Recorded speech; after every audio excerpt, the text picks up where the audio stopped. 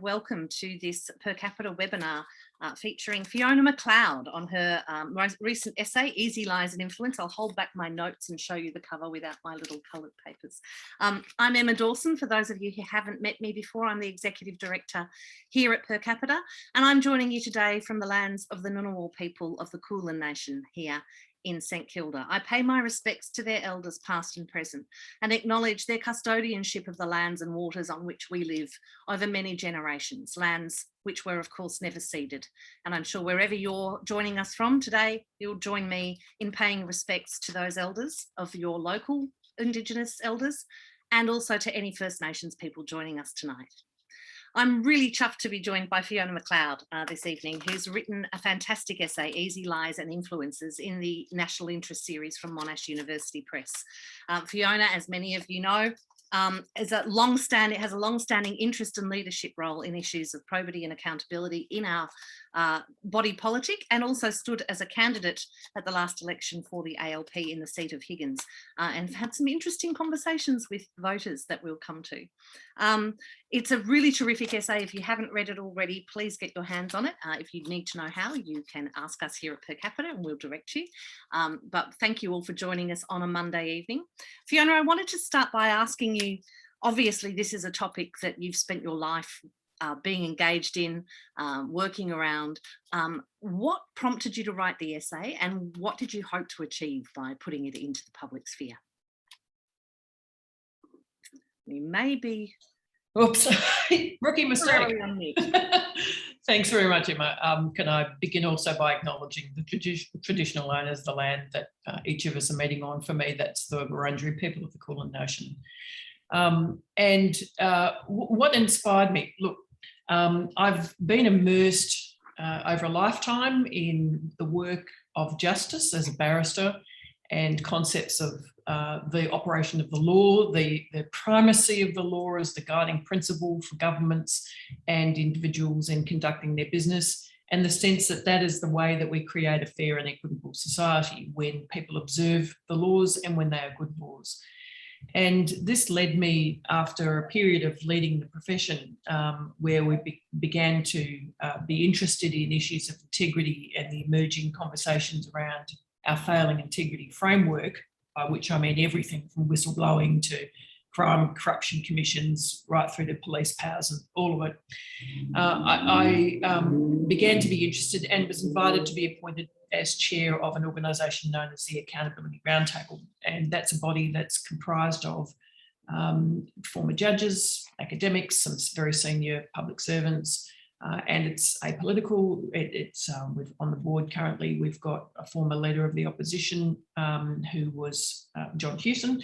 We have Barry Jones, who of course was a member of parliament and a minister in several governments. We have Lynn Allison, who was a leader of the Democrats. And so there is this broad rage simmering beneath the surface of each of those people's motivation to join in the work, and not just a rage that's impotent, it's a rage that wants to find a voice and a way through to try and improve things, because we've seen this slide in accountability of our government, and we want to ask that question: why is it so, and how can we improve things? It's interesting that you say on that body, you've got John Hewson, Barry Jones, Lynn Allison. These are people from all different political parties and political stripes, with a shared concern about the decline of accountability in our public life. It's not a partisan issue, or it shouldn't be a partisan issue. And why is it you think that we've seen such a descent, really, just particularly over the last decade or so, in terms of the way that our politicians engage with the parliament and the way that they treat perhaps the constituency with increasing contempt over these issues? Yeah, I think there's several factors. And the major factor is the undermining of the institutions that are there to protect the institutions of parliament, for example, that is there to protect us in terms of accountability.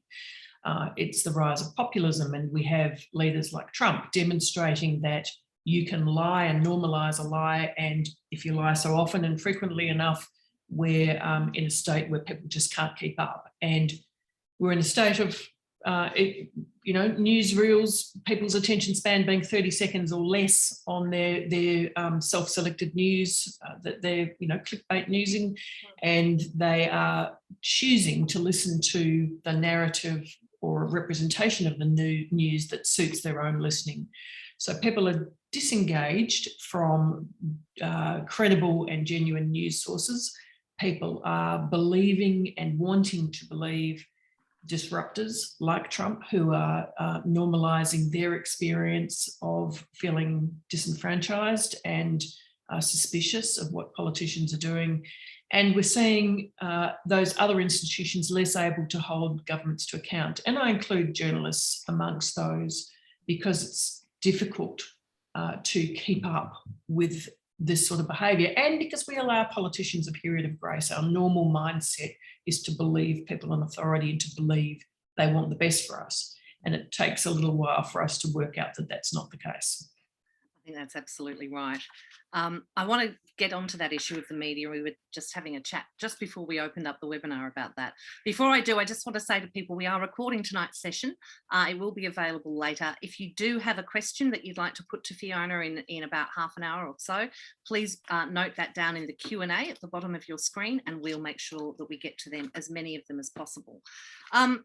So the issue of the media, and as a former media academic, I find this intersection really fascinating, is that, and I think Sean Kelly in his recent book, The Game, said that, and has said this previously, that we've entered an era where, because of the threat to the business model of journalism has moved to a lot of opinion and breaking news, which is cheap to produce, but increasingly polarising and increasingly lacking that kind of analysis of sort of investigative and critical journalism that we've had in the past.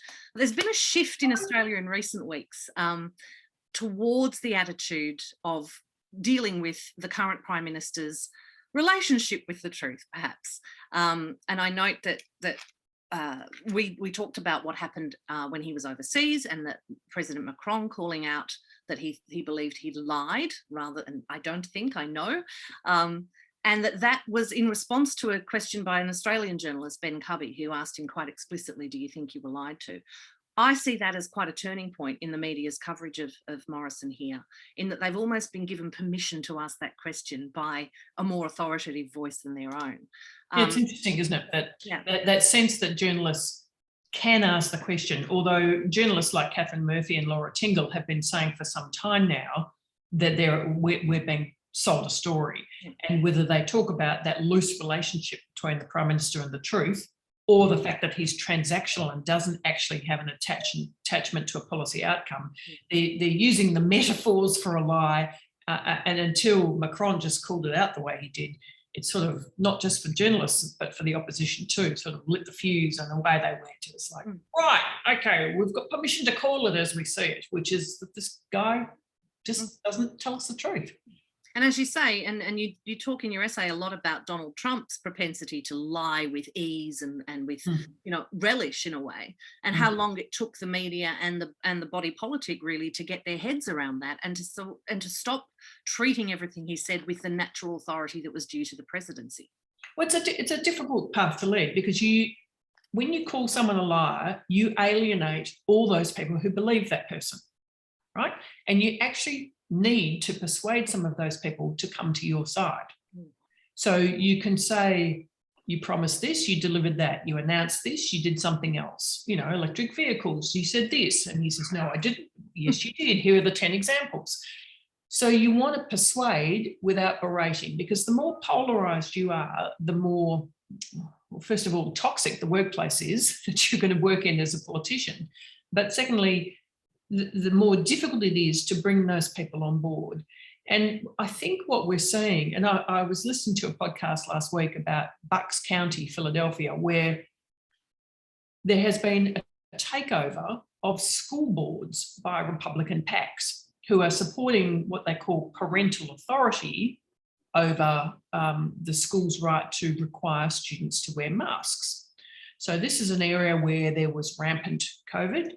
The schools decided that they would follow the state, well, they didn't decide, they had to follow the state direction to wear masks. a few people, like we've seen across capital cities in Australia, said this is outrageous. I get to choose, this is my children. Other people saying you don't get to choose it. You're exposing my child to your child's infection by not complying with this public health measure.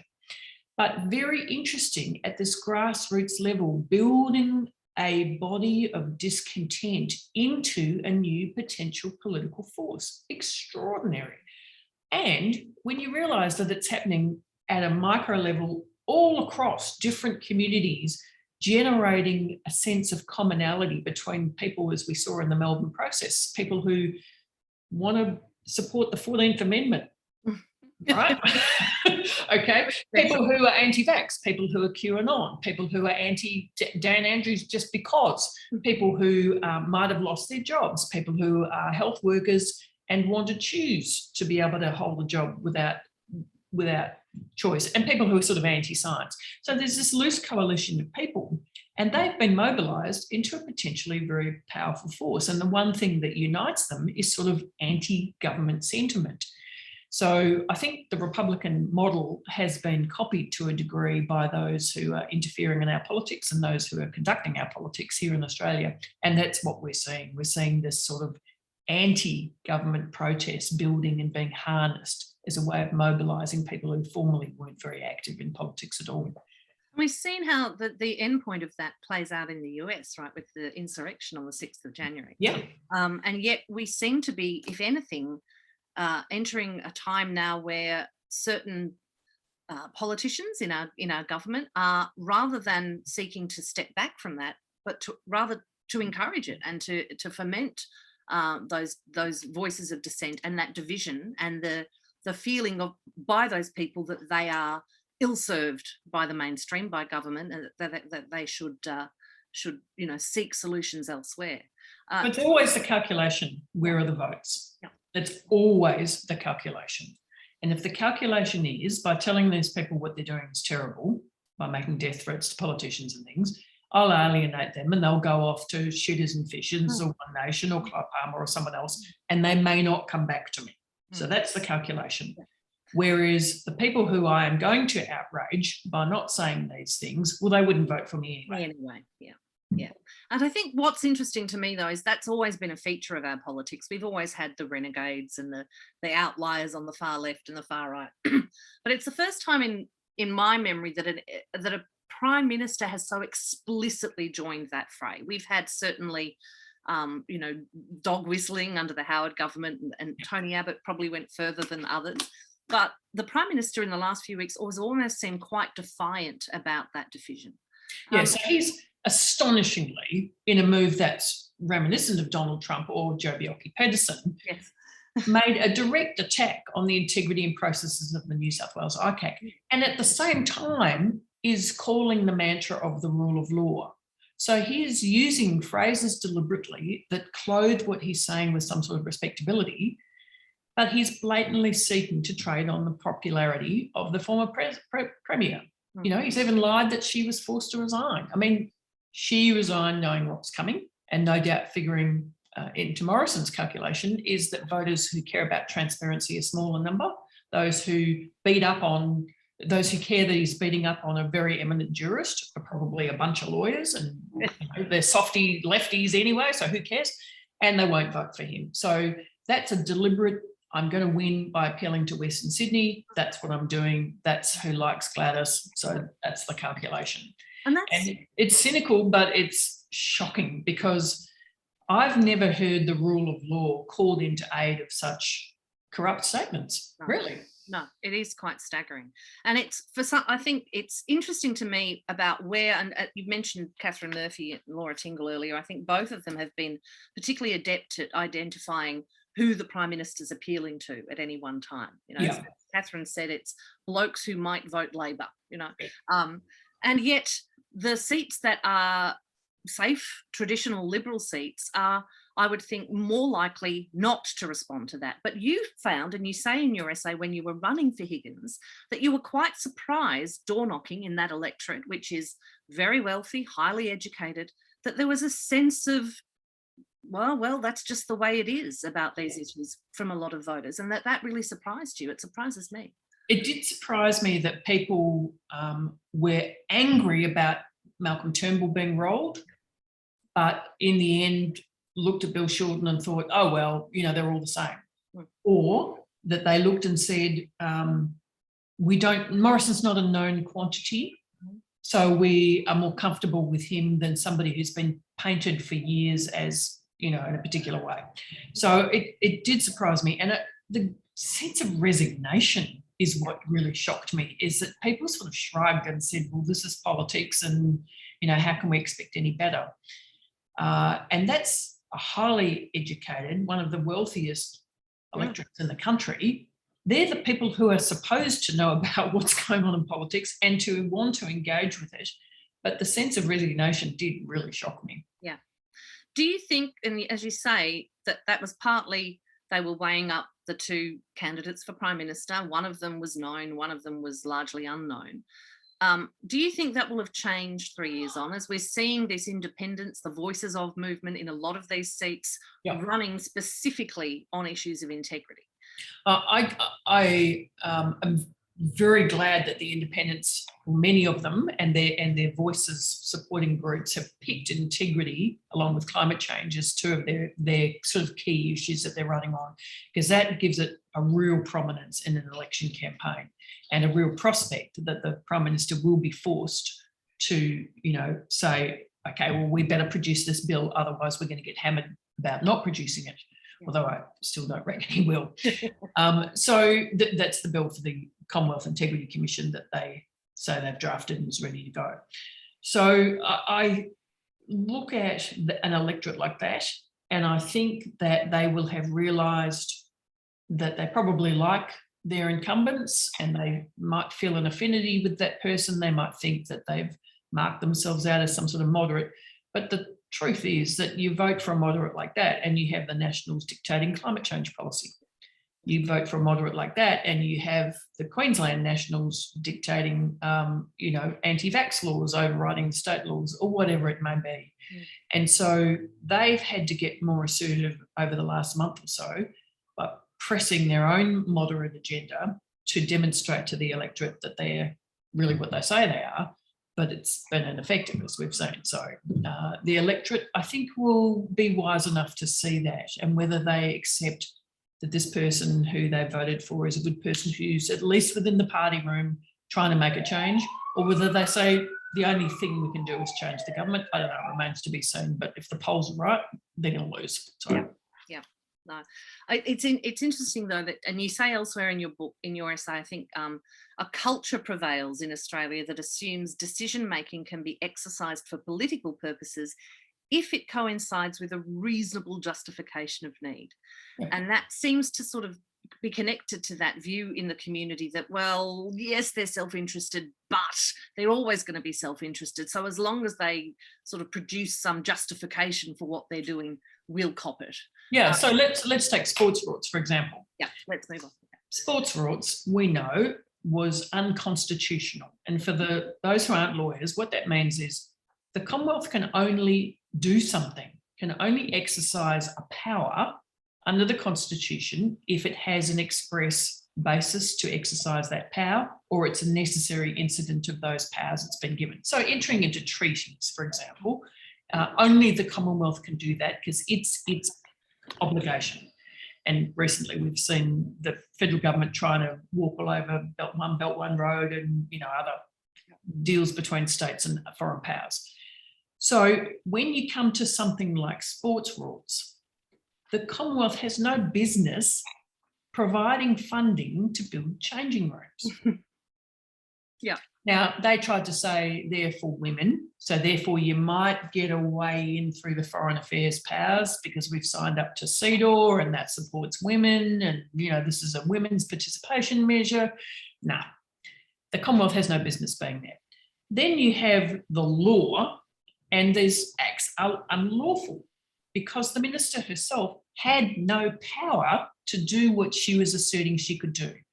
She only had that power if she did various things under the Act, and they weren't done. Yeah. The Prime Minister's office interfering and saying spend it here, spend it there, he has no universal reserve powers like a president. Our Prime Minister only has the powers that are given to him under various administrative arrangements, and that's not one of them. So all over the place, there's this unlawful assertion of power. You've got public servants in the background going, well, hang on, you're not doing what we recommended, but we're a bit, frozen and paralysed because we've given you that advice and you've chosen to go elsewhere. Okay, what do we do now? We don't know what we do now. What you do now is you resign, basically. However, that's not the culture anymore at the public service. They can be sacked without notice, without cause. So they sit there and go, oh, well, the Prime Minister told us our job was to deliver on your policies. No, that's not your job under the Public Service Act and the public service values. Nevertheless, that's what he told us. So to preserve our job and to keep trying to do the best we can for the Australian public delivering services, we'll go along with that. So we've got a weakened public service as well as a weakened press. And there is this continuous assertion of executive powers that don't exist. And it's intolerable to me as someone who sees the importance of administrative constraint on parliamentary exercise of power every day in court, that this should just be happening so brazenly and happening over and over. It's like, no. It is quite staggering. And even where it is, and the sports rorts, I think it sort of died down for a while. COVID has pushed so many things off the agenda. But there was some research out from our friends at the Australia Institute today, and I know there's some more coming through the 9 papers about the allocation of those discretionary grants and how the government uses taxpayer-funded grants in its own interest. It goes back really, doesn't it, to the changes that were made to the public sector in the Howard years, where we've stopped having secure tenured appointments and people were able to be fired at will, and we started to see governments of both stripes, to be fair, although one more egregiously than the other, appointing public sector leaders, secretaries of departments, the most obviously egregious one being the current head of Prime Minister and Cabinet, who was a former Chief of Staff to the Prime Minister, on political favour. And that really undermines our entire Westminster system of government and the frank and fearless advice. How do we restore that, Fiona? Well, my first observation is that, in fact, I think probably Kevin Rudd started it. And, if he's listening, I apologise for saying this, but he probably did start it from Labor's side. So, for example, he wanted to take over the health system because he thought that was more efficient to do that and to tell the public servants what they were meant to do. And luckily, he had an Attorney General at the time, Nicola Roxon, who was going, the Constitution, we can't quite do that. But, there was this drive to central authority that we've seen under both sides. Howard did drastically erode the strength of the public service, and Laura Tingle's written a brilliant quarterly essay about that. Was it monthly? I can't remember. It was, the death of the Mandarins or the end of the Mandarins, whatever it was called. So, yes, that's been well documented. And Gaetjens was the head of staff of Morrison, and so naturally there's a close relationship, and he would want him to be leading Prime Minister and Cabinet, so then he has a sense of control over what the public service does. And my sense is it's too early to judge whether Gaetjens is a puppet in that role or whether he's doing the best he can to try and deliver what he's being asked to deliver. So, I don't form a judgment about that, and I know others who have spoken with admiration of the public service work he's done. So absolutely. No, it's no reflection on him, but rather the manner of things. The whole reign of terror that we have now. There are senior public servants who are sitting in front of estimates now, Senate estimates, being grilled on things, and you can see them thinking, I didn't get paid to be grilled about this, hang on.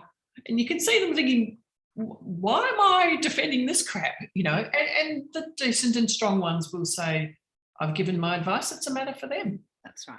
That's right. And which brings me really to, and you mentioned this in the essay as well, to that understanding the public has about the role of the public service, the role of that frank and fearless advice from public servants to ministers, but the rise of the private political staffer, the staffer in the minister's office, who's not a public service employee, They're technically employed by the government, by the Department of Finance, and full disclosure, I was one for almost 5 years in the previous Rudd and Gillard government.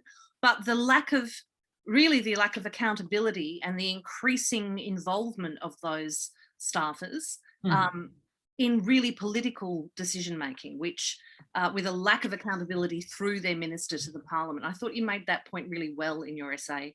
Can you talk a little bit about that for us? Okay, so parliamentary staffers are the hidden actors in all of this. For ministers and members of Parliament, there is a level of accountability and they're subject to the processes and integrity checks of Parliament itself, as well as most of the events being conducted in public, so that we can form our own view about the performances.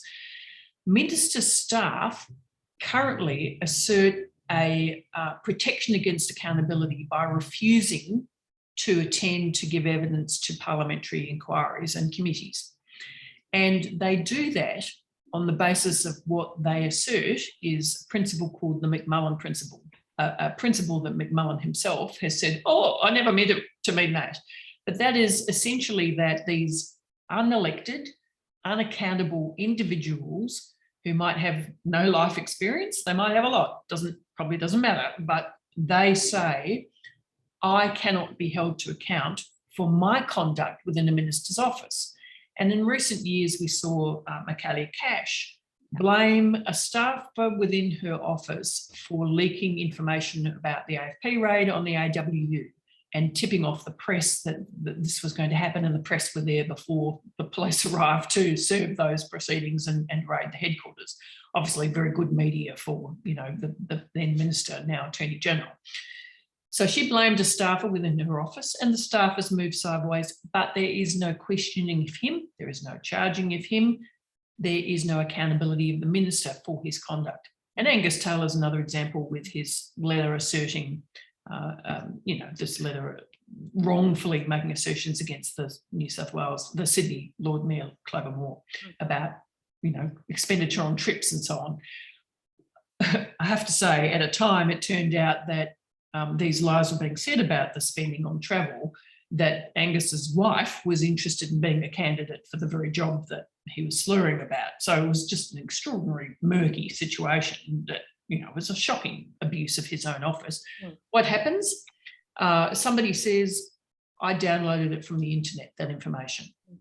Right. Well, you couldn't have, because it was never posted on the internet, that information. But the person who sent the letter is sent off into the never any accountability by the minister for that. And what happens is probably, secured some very nice, well-paid job and is living a comfortable life, waiting to come back and be a member of Parliament. So one day. Yeah. Yeah. So these people are unaccountable and unelected. And I make the point in a section of the book about the fact that our Constitution never intended them to be unaccountable, and it should be tested or fixed by probably the Speaker and the President of the House directing those people and making sure codes of conduct cover them as well as MPs. Because the McMullen principle, of course, was that staffers were accountable to the minister and the minister was accountable to Parliament. Yes. But that really relies on the minister to abide by what has only ever been a convention, really, that they are the accountable one and that they will take ultimate responsibility for mistakes by their staff. Now, certainly when I was an advisor, that was the case for me and the minister that I worked for. There was a colleague on my team that made an error that was embarrassing for him. He took it on the chin and he was always known for stepping up and saying, well, the responsibility lies with me. But if that's no longer the case, and it's not, as you've shown a few examples here of ministers in the current government actively blaming their staff members and then saying that's dealt with and there's nothing more to see here. And I think even as a former staffer who believed in that McMullen principle, when that accountability in the ministry breaks down, it's imperative actually that people with the kinds of significant power and influence that staffers have are accountable. And you bring up the case in your essay of the sports rorts and the behaviour within Bridget McKenzie's office, in which you say that effectively the staffers in that office staged a bloodless coup d'etat. That's right. You have people with no executive power at all. They're staffers. They might be experienced like you were, or they might be completely inexperienced straight out of somebody's campaign. But they were exercising on her evidence, and if she's to be believed, they exercised a power to direct the spending of millions of dollars under the Sports Grants Fund. Now what? Excuse me? She's basically saying it happened without my knowledge because the last I signed off on, it looked like this and then it changed. So it was either she's making it up or one of her staffers did something that was unauthorised, which is potentially a criminal act, or the Prime Minister's office intervened and directed it. And of course, he and they had no power either. So you're right. And McMullen, in fact, didn't correct, but clarified his own statement about that line of responsibility by saying, you can't say they're responsible to me, but I don't care what they do. No, that's right. You can't. I'm not going to tell you what they do. And then if you happen to find it out, well, I'll just sack them or move them on or send them off to be High Commissioner of somewhere. If they make a mistake, it is very much our business and the minister has to be responsible. That's right. And I think that's the fundamental difference for me is if the minister's no longer responsible, then no one's responsible. And we have a significant breakdown in our accountability. I wanted to also go back to that sort of issue that you raised earlier about the Prime Minister's attack, his blatant attack this week on ICAC in New South Wales, and his representation of that as something like a kangaroo court. He's, as you say, making a very calculated decision that will appeal to enough voters to get him over the line. And I think in a similar way to what he's doing with the religious discrimination bill in this last fortnight. When we look at the proportion of people that are protesting masks and vaccination rules, it's a relatively small proportion of the Australian populace, but they're concentrated in particular seats that it would appear the Prime Minister's decided he needs to win. I can understand that in terms of the religious discrimination bill, as distasteful as it is, but it's fairly remarkable for a Prime Minister to stand up in Parliament and portray ICAC in New South Wales in the way that he did last week. And say that we do not expect, and Australians don't expect their leaders to be held to this kind of accountability and standard of behaviour. Do you honestly think that can be explained away by his belief that Gladys is more popular in New South Wales than the idea of accountability? Look, whatever his motivation for saying it, it was astonishing. It was outrageous. It was totally trashing any pretense that the accountability checks and balances in this country to be respected. We have a lawful body undertaking lawful investigations pursuant to the powers that are granted to the New South Wales ICAC. We have an eminent, extrajudicial, very senior judge who was appointed by that Premier that she is investigating to do the job as a special commissioner so that no one else would be seen as having conflicts of interest. And she's supported by her team of lawyers. They have disclosed material to Gladys and her team, Gladys Berejiklian and her team, as is the practice nowadays, and told them what they're interested in. And for the Prime Minister to say, basically, she's innocent and how very dare they, is astonishing. And to say that this is a kangaroo court when there is absolutely no evidence that there's been any stray from their charter, from their mandate, from their terms of reference, is astonishing to me. And, I get precious about people attacking judges. I get precious about people attacking the rule of law, because I understand what it means when you foment mistrust in those institutions. What if you and I went to court and we had a commercial dispute and the judge said, I fine for Emma. And I went, yeah, but you were appointed by that last government, so I'm not going to believe anything you say. And believe it or not, ministers of this government have said that about the Victorian Supreme Court. Yes. Interfered in a criminal case which was under consideration, and quite rightfully been hauled before the court to please explain. Yep. This is a deliberate attempt to undermine an important, a critical protection of our democracy, the courts and their standing and independence. And he says, doesn't matter, you know, I might get some votes out of Sydney if I take this line, and the calculation is worth the risk. I'm flabbergasted that there's nothing conservative about that position. No, there's nothing liberal no, about that position. It's a purely reactionary position. No. And in fact, there are a number of very conservative commentators who are very concerned that this is the line he's taken. And I remember it happened as well in Queensland. You remember the famous Carmody affair, where basically the Premier thumbed his nose at the court and said, well, I'm going to appoint who I want to appoint, and you can get stuffed because I'm the one who's going to say who's entitled to be the Chief Justice. And the courts reacted. And, you know, you might say they overreacted, but they reacted to protect themselves because people, including some very long-standing Tories, a very conservative bent, did not want their institution undermined by somebody for a quick political gain. And it's very rare that the court will speak out in those circumstances. Usually it will through the case that's running at the time. But there are times when we need to defend the courts, and this is one of them. I agree.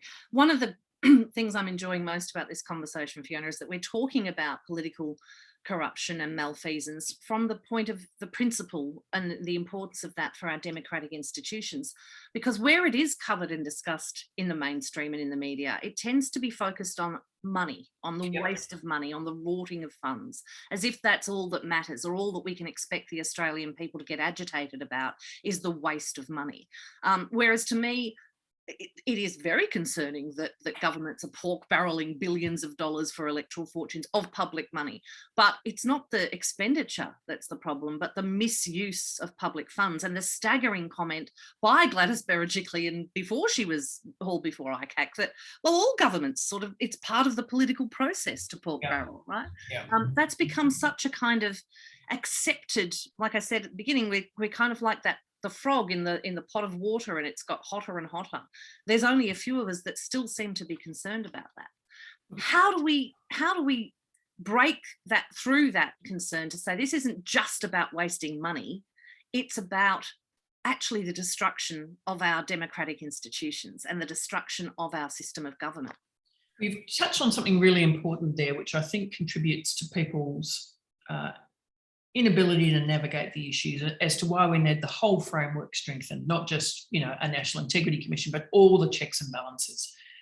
That is, first of all, that this is in my interest, because I really do want a sports shed for my daughter to change in, or I really do want a car park at my train station, or I'd rather that than clogging up the traffic, or I really do want this, or I don't want it much, but I don't mind that my neighbour does want that, and that's fine. So, you know, if Higgins is being showered with a promise of a $260 million federal government initiative to remove one railway crossing on Glenferrie Road, which was promised during the last election campaign, despite the fact that it is entirely a state government and, you know, responsibility, well, that would be good because that might save me a couple of minutes on my commute, or somebody else would be concerned about that.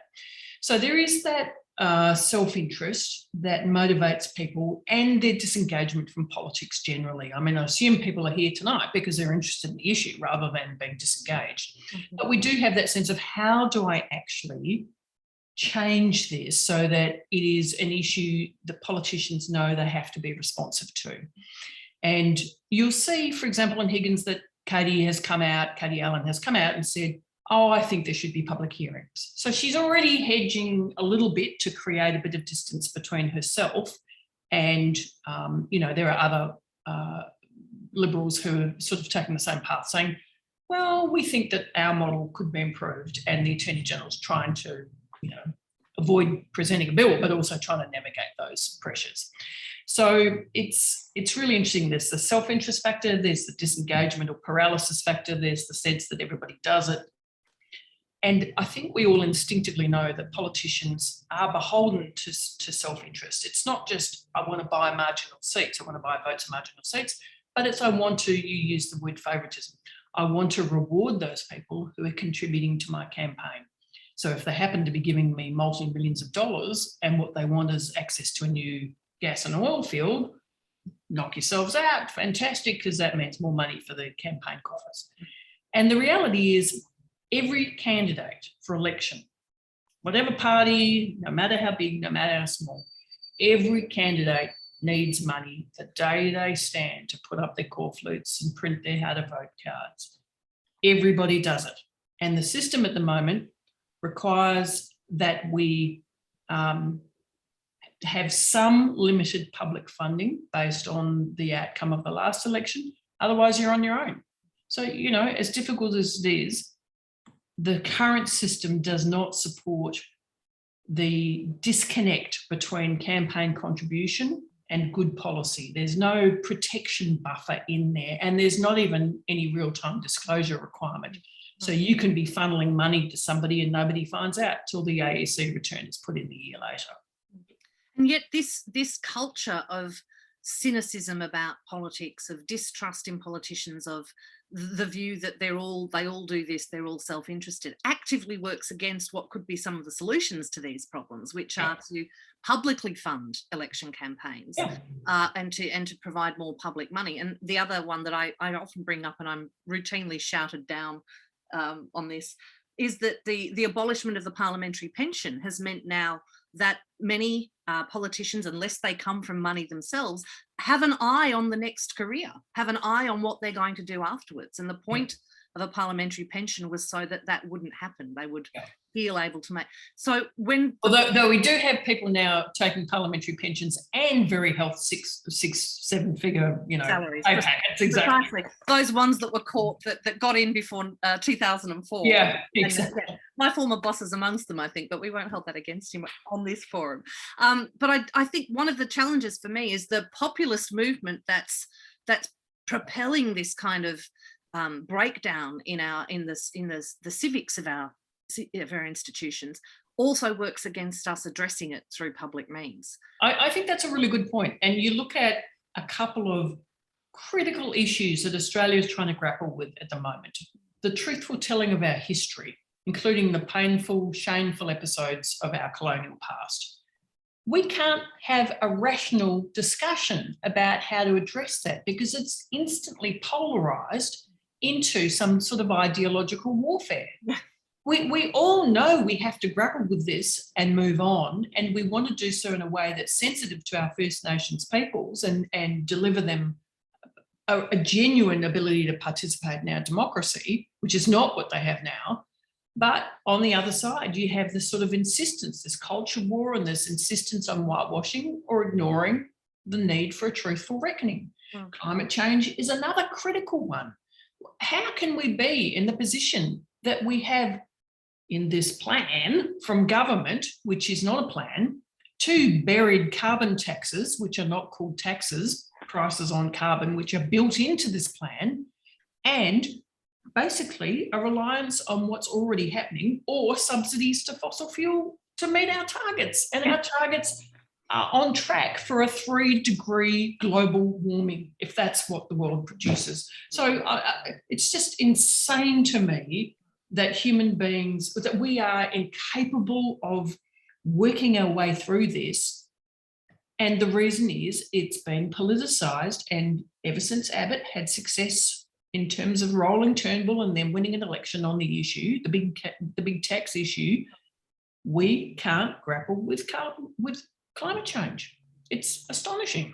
Which is an existential crisis. So. Exactly. Human beings are at threat of 2 things at the moment: a global pandemic, which could any minute turn into another global pandemic or a pandemic of a different sort, and climate change.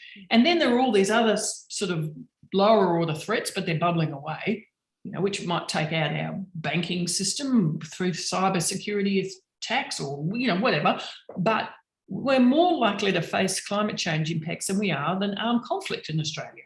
And yet we can't deal with it. And we're busy whipping up, a fight with China over Taiwan. Keeping So up with China and spending tens and hundreds of billions of dollars on weapons that by the time they come in, we may not have a land mass to defend much more, given the rising sea level. tens of billions of dollars on a plan to build a submarine. Yeah, it's pretty woeful. Which is all going to be useless anyway, because the sea is warming to such a degree that we will be able to see the submarines. Exactly. By the time they're operational.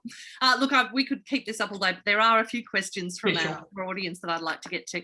Firstly, from John Thompson, a good friend of Per Capita here. And this is an issue, it's an interesting one actually, not one that you cover in detail in your essay. Could we have some comments on the deficient FOI system, the Freedom of Information system, and what could be done to address that? Okay, so Rex Patrick had a very useful inquiry very recently into the failure of the FOI system, and he was just looking at federal level, obviously, and the level of non-compliance with Prime Minister and Cabinet, amongst other departments, with the legislated timelines for replying, and now the blatant assertion, contrary to legal authority, that there is an ability to keep national cabinet documents secret when, as Justice White found, no, there is no such thing. Hello, you've got company there. I have got company. That's cool. And the FOI system that we need to move to, as we've seen numerous reports sitting on numerous shelves about this, is one that moves to a push model, so that you are releasing unless there's an exception that warrants holding back. At the moment, we have a request for a release system. What we need is an access system that, like Queensland, designed by David Solomon, pushes information out unless there's a justification to withhold it.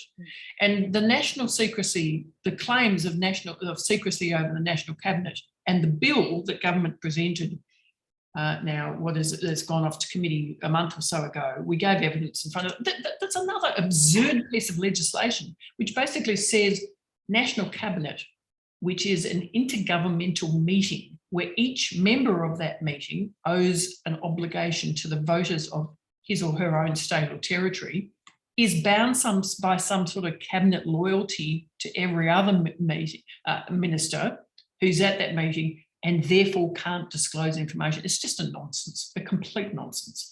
So coming back to John's question, yes, the FOI system is deficient. Rex Patrick's report in response to the inquiry that he ran, not just the National Cabinet, but before then the inquiry on FOI, is a bit of a pathway. If you're interested, the Open Government Partnership is a meeting between civil society representatives and government senior officials that I used to chair, and they have been pushing for improvements on FOI for some time now, and that's all mapped out. Government has not committed to it, but they'll persevere. Well, I doubt we'll get very far with that before we head into election, but let's fingers crossed. I mean, it is operating even, I think, less coherently and transparently than it was when I worked in government. Now, there's a question here from Brenton White. I don't know that this is directly within your ballpark, but he's linking your essay and the discussion of the issues back to the Whitlam dismissal, and says that the Palace letters seem to have been forgotten. The fact that was revealed through Jenny Hocking's work, of course. Do you think there are lessons, still relevant lessons from that that we can take today? Well, very much, and you just need to ask Jenny that lesson to understand what lessons there still are. Basically, she asserts that there was an exchange of information between the Governor-General and the Palace that revealed that they were aware of, or at least the Queen's, what was his role, Secretary, was aware of the plans to sack Whitlam and tried to create what we now call plausible deniability for Her Majesty, so that she was one step removed from it. Nevertheless, he was either authorised to issue that correspondence, or he was acting on his own accord. Either way, it's pretty bad. But those letters record an awareness by our head of state amongst the level of staff, McMullen principle again, who would undoubtedly have briefed Her Majesty on those developments, which suggests there was a knowledge and interference in that process. And as we know from the work that's been done, you know, Malcolm Fraser sitting in the side room when Whitlam's summons to Government House to intending to dissolve the Senate. And he's not the principle of that the executive, the Prime Minister directs the Governor in General in terms of the will of Parliament was completely undermined in that occasion, as we all know. And let's go back there. But the Palace letters are very interesting, and I think there is a lot more juice to squeeze out of that lemon. I think there is too, and I hope we should put a conversation with Jenny on the schedule for next year, actually, about her terrific book. A question from Jane Hearn, going back to the sports rorts or the sports grants issue, and this is a interesting one. She says, given that the direct sports grants were unconstitutional, why has there been no challenge from any public interest group in the High Court? Is it lack of standing? I think there is a challenge underway from one of the groups with Josh Bornstein. Yeah, I don't know what's happened to Josh's challenge. Hi, Jane. It was interesting that that's sort of gone quiet, and it may be that the group were promised the funding in another round, and so then they decided, okay, well, we'll wait and see if we actually get the money. We'd rather have the money than the win. But certainly those decisions are, in my view, susceptible to judicial review. Yeah, it's one thing I'd like to come to before we finish up is we did our own research at the beginning of the year looking at the bushfire recovery grants and how they've been apportioned and distributed, and found even sort of 10 months ago significant problems with the transparency and the distribution of those grants, which now 10 months later appears to be all of our worst fears being realised, and that there are a significant number of people still waiting on that money, and it's very difficult to ascertain where it's gone. When we have a situation, you know, changing rooms in an election campaign, it's egregious, but it's an extension of things that have happened in the past in a way. But when we have victims of the Black Summer still living in shipping containers and caravans, and the government seemingly getting away with not having allocated this money, this is quite an extraordinary occurrence, isn't it? You cannot imagine that those communities would not be seething with rage at what's happened to them. First of all, they're promised, you know, a pathway out of the hideous and frightening and traumatic and tragic circumstances that they faced, and then nothing. And you know, I've heard those stories too of people making do on other people's bedroom floors and being in lean-tos and caravans and so on. And it's just appalling that we would treat each other like this. It is appalling, truly, that people are facing this situation and there's no way out because the money just hasn't moved through the pipeline. Was it John Barilaro who openly admitted that the funding should go to prop up government chances in marginal seats at a state level at least? I mean, this is sort of so brazen the way they talk about it, and almost embraced the nickname Pork Barilaro too. It was, you know, really brazen. Fiona, you put your hand up to run as a candidate in the last federal election. What this culture and this idea that they're all as bad as each other, we can't trust them, it has a real impact on the willingness of people of good intention and good value to put their hand up for politics, doesn't it? And we're seeing, I think, in the independence movement, a lot of people that would have perhaps in a former life been representatives of the Liberal Party or members of the Liberal Party who have that integrity standing outside the party now. I think it's really interesting, and I applaud people like Simon Holmes-A-Court, who's generated the Climate 200 fund, 2000 fund for supporting independence, because that enables people to step outside the political party process and have campaigns that are funded, and you can see where those funds have come from. And I think there's a real power in that. It's sort of grassroots, come on, there's got to be another way. The problem will be for those independents that, you know, there's no ability. They might be balance of power, in which case they might be able to negotiate certain key principles, but those independents can't control the legislative agenda, as we saw with Helen Hayne trying to present her Integrity Commission bill, unless they have a majority of votes on the floor of Parliament. So you can say, I'm going to stand for climate change, say, and if the Libs get back in, then you've got absolutely no ability to negotiate that unless they need your vote, as they did in 2019 with the Integrity Commission. You won't get what you want. And that's the difficulty. And even if there's a rump of them, they'll have to be organised in some way. And Cathy McGowan was a great example of how to organise the independents around common themes, because she secured that promise in the first place. So, yeah, I think there's a real power in the independents. It means that it's easy for them in a way, because you don't have to form a view about mean and nasty things like franking credits and how you're going to pay for it. But, you know, as I say, governing is the art of compromise. One of the challenges, we're about to run out of time, but for me on this is, and I've had this conversation with Simon Holmes at court too, we could have independence with the balance of power in the government. If we did, though, they would have to make a decision on who they would support for supply. Yep. And unless they get a commitment from whichever party is going to form government that supply will include funding for a federal ICAC, it won't happen. So they could move a motion, they could win a vote on the floor of the House in principle to establish a federal ICAC, but only the government of the day can decide to fund it. That's right. And I mean, there is a budget commitment to fund the National Integrity Commission, or the Commonwealth Integrity Commission, from 2 years ago, I think, and none in the last budget, but, you know, if you go back a year, there's the bulk of the funding there. There's no funding for staff, but there is the infrastructure funding there. So in the forward estimates, that will carry forward. And perhaps people don't understand that when you have a change of government, those forward estimates continue until they're replaced by new budget items. So, you know, when somebody stands up at an election and says, I promise you a swimming pool, well, you probably get it either way if that's what's been promised and it's in the budget. So, yeah. And it's, you know, really nice when you can deliver those things when you win government, but if you don't, it's you know, it's all smoke and mirrors. So yeah.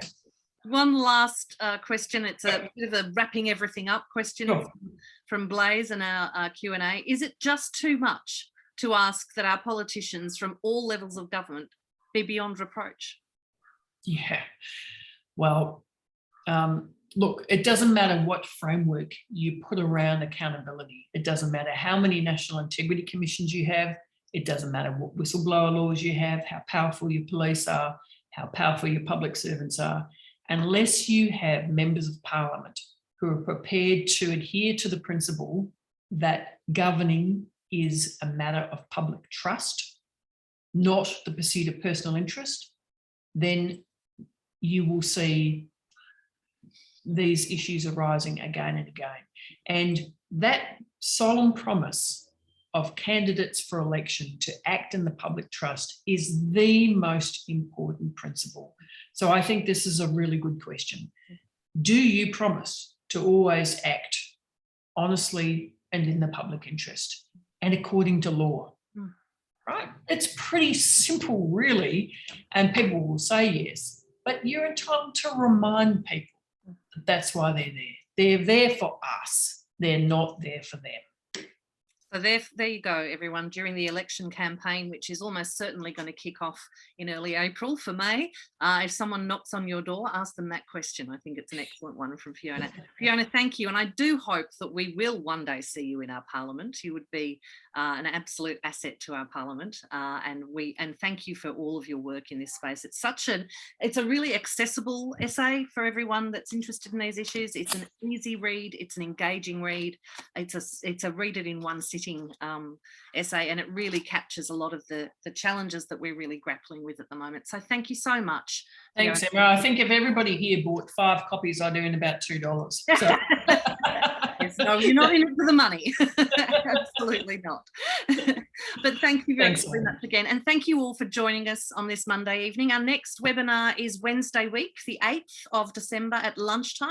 And that's with Sean Kelly on his book, The Game. I think both Fiona's essay and Sean's book have been hopefully supported a little bit by the Prime Minister inadvertently doing a publicity tour for both of them and demonstrating the value of their analysis. But that's our next conversation a week on Wednesday. The week after that, we'll be talking to Van Badham about her book, Q and on, and then we'll be back in the new year. But thank you again. Thanks, Fiona. Thank you all for joining us. Good to join you. Do stay in touch with us, and we look forward to seeing you all next time.